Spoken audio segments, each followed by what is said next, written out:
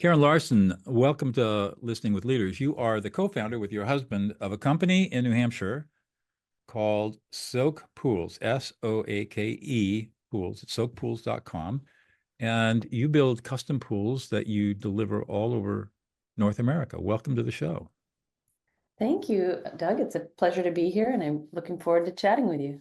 Let's start off with a little bit about your backstory. Who are you? How do you get to where you are today? Yeah. I guess it's if you asked me 20 years ago what I'd be doing today, I would not have predicted this. I That is totally get that. for sure. Who am I? I'm a mother of two, and I spent many years raising two daughters, who are both young adults now. And I'm somebody who loves design and textiles and beautiful. When I look at design, I love things that are beautiful. So that's one thing that is really great about what I'm doing now is we're creating a beautiful product and helping people bring water into their backyard with a beautiful product. So I haven't ever worked in concrete before. I've always worked in either design or sales. So I'm not from the pool industry. I'm not from the concrete industry. And that makes me unusual, I think, in this industry, just to start there. Mm-hmm. So tell us about Soake Pools and what its products are. So we have a very specific niche. We make precast concrete plunge pools. So every pool we make is small. Our largest pool is 7 by 13, and our smallest pool is 4 by 4. So we have our own forms and our own designs. And what we do is for the pools here in New Hampshire, most of them are custom, they're to order. We do make a few stock items.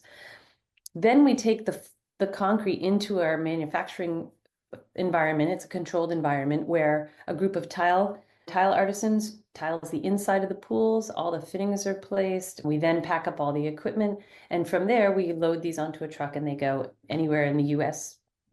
We actually have a few that are on islands. We have one in the Bahamas and one in Turks and Caicos too. Wow. So put them on a boat. Yeah. There you go. In a nutshell, that's what we do. So are these cold plunge, hot plunge? All of the above. Yep. All of the above.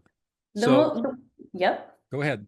Oh, I was just going to say the majority of our pools, though, the 7 by 13 plunge pool, it was designed for year-round use. So what made us really unique in the beginning is that you could buy this beautiful pool, use it all summer and to cool down, and then use it all winter to heat up. And so it's very versatile. Wow. Okay. So that makes total sense. And these are beautiful sculptures that you design.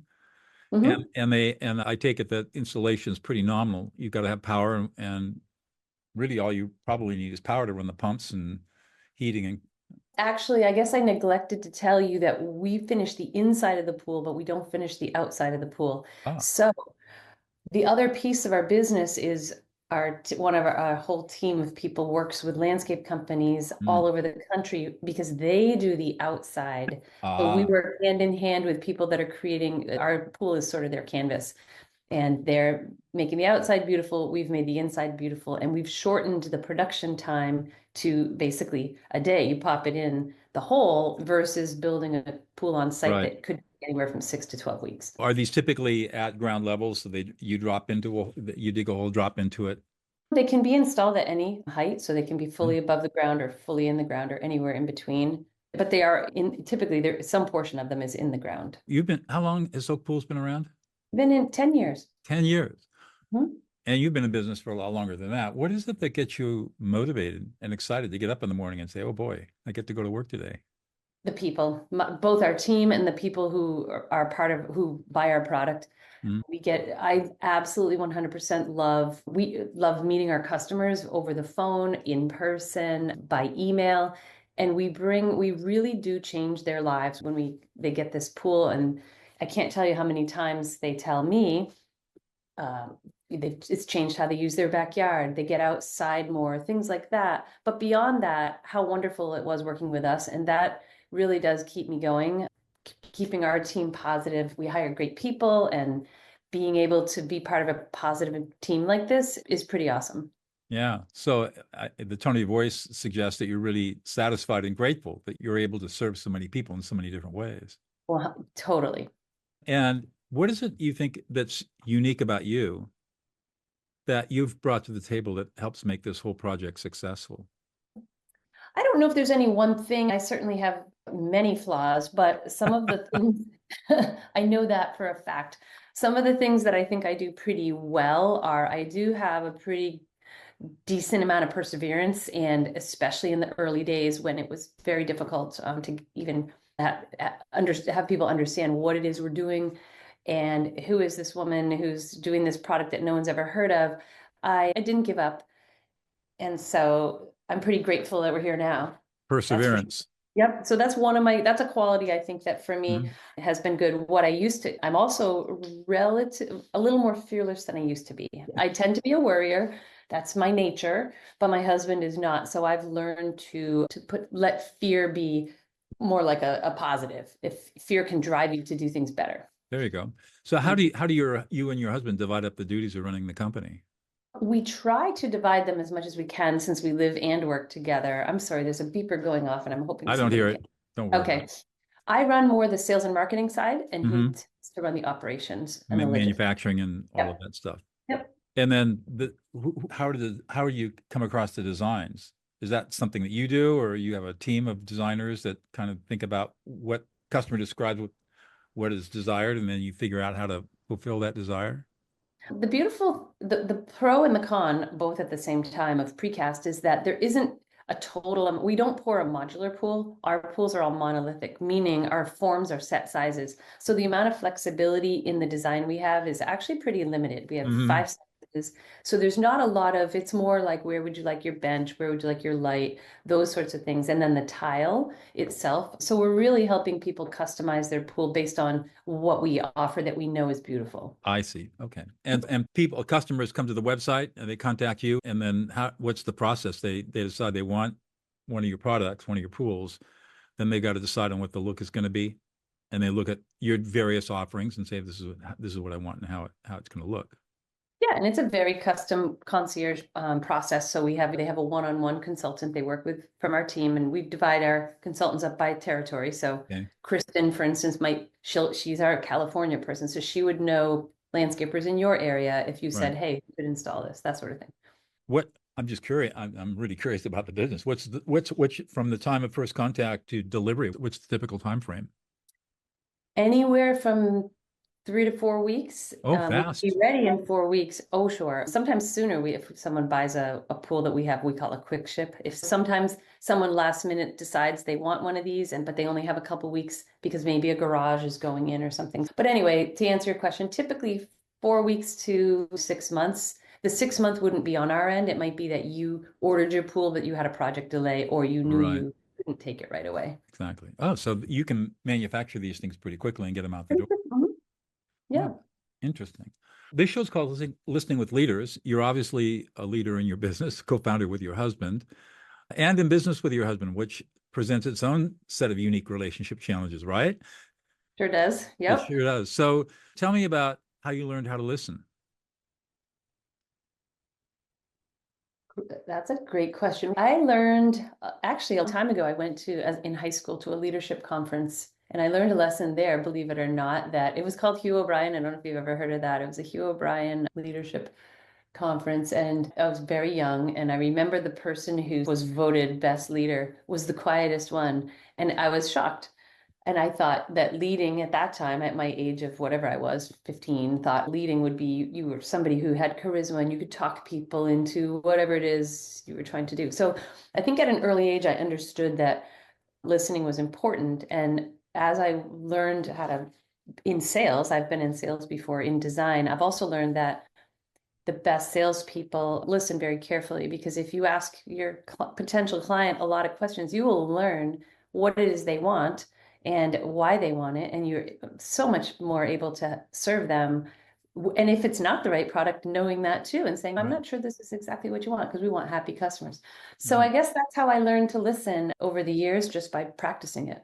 And obviously, you find listening to be a pretty crucial skill today. Oh, it's absolutely critical. Yes. Tell me about listening to your husband. How well do you listen to him? And how Well, well does he listen to that's you? if you asked him the same question, I'm not sure you'd get the same answer. I wouldn't be surprised. No, we do listen very carefully to each other. I think when it comes to business decisions, we do need to, when we make decisions, we want to understand how it's going to impact us as individuals and as a business, right? Especially when it comes into putting maybe more investment back into the business. Mhm. Um, we have our disagreements for sure, I'm sure. over who to hire or how to run a particular part of the business. And so I guess I don't quite know how to answer that, but I do try to listen to him the same way I do everybody else. Do you think what kind of a listener is he? He's a good listener. He's a Oh, very good good. listener. Yeah. So when you guys are talking about something, you got to make a decision. You feel like you feel heard by him when you're expressing your perspective Yes, most for of the sure. time. Yeah. Yep. I think we're pretty well matched in terms of both having a pretty strong opinion, but being open to listening to why my opinion might not be maybe the best one in a Right. particular situation. You're not wedded to being right all the time. Nope, I'm very often wrong. And sometimes when I'm wrong, I'm happy to know I was wrong before I Mm. made a big mistake. There you go. hmm Yep. So you've been at this for 10 years. Where do you see the future of the company going? We're definitely growing. We love what we do and we want to bring our product to more people, but we're growing in a way that's controlled so that we're Mhm. not growing. And it's so important to us that the customer has an excellent experience. So I wouldn't want to grow beyond what our team was able to keep up with in terms of providing that experience. Mhm. So I think you'll see us. We were the first people to come to the market in the US doing this. We Wow. were the only people for quite a long time doing it. And so we are thought leaders in the industry. We hope to continue to be the leaders in the plunge pool market and continue to kind of everything from helping to guide the codes. I'm on a task force right now about defining plunge pools. What is a plunge pool? Things like Mhm. that are very important in our work. And so we want to continue to be leaders and we want to continue to grow. But I don't want to ever get to a point where I can't know a lot of our customers by name, by face. One of my mottos too is if I run into a customer in a airport or a bar or a restaurant, I want to be able to sit and chat with them and have a nice conversation. And Wow. it's actually happened quite a few times. Really? And yep. And I've always thought that that's so important to me, the way no matter what happens during a project, when we're done or when we're whatever, if there's something that needs to be resolved, my motto is if I see them, I want to be able to sit next to them at a bar and not run out the door or something. There you go. So you folks you're based in New Hampshire, Mhm. and that was a lifestyle choice, I think. Tell me about that. I grew up in Vermont and Brian grew up in New Hampshire. Oh, okay. So we really we're New Englanders. And when we started this company, we had a goal, but we didn't know our company would grow to the size that it is now. And had we known that, we might have thought we should locate somewhere else because New Hampshire isn't close to, for instance, California. Maybe we Right. would have had to locate more centrally, but here we are, And still it in New worked Hampshire. out. And all your employees are local people?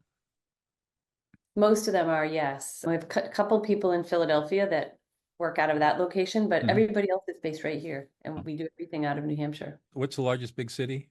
Not that there are any big cities near Oh, me. yeah, I was going to say, Urban. Manchester. Manchester. Okay. So you're Mhm. down in southern New Hampshire. Yes. Yes. Yep, we are. Okay. Hey, that's right, Doug. You said you were Well, I went to from Dartmouth, so I'm at Dartmouth, so you yeah, know our up state. in Hanover, and spent 4 years learning about New England. Yeah, yeah, It was a exactly. different experience for a California guy. One more question, and I'll let you go, Karen. What's one thing about yourself that we would never know about unless you revealed it to us? Ice cream is my favorite food. Ice cream. How about that? There you go. Have You you ever didn't made know ice that? cream? Have you ever made ice cream? I have. Ah, It came out terrible. I'd rather buy Ben and Jerry's. Ben and Jerry's. There you go. Good for you. That's something that most people probably would never know, that you're Probably not. an ice cream fanatic. Good. Thank you so much for taking time out of your day today. It's been a great conversation. Thank you, Doug. Thank you very much for having me on your show. You're welcome.